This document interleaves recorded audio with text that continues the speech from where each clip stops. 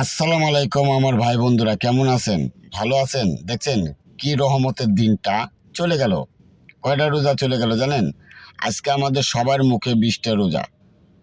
ইনশাল্লাহ আমিও ওরকম 20টা রোজা পুরো ফুল আছে, আমি একটা রোজাও ভাঙিনি। কখন আমি রোজা থাকতে পারতাম না, কোনো সময় পারতাম না। ওই 2টা 3টে 4টে থাকলে আর থাকতে পারতাম না।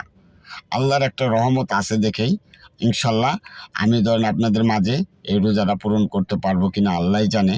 আপনারা দোয়া করবেন আমি যেন রোজাটা 30টা জন্য থাকতে পারি।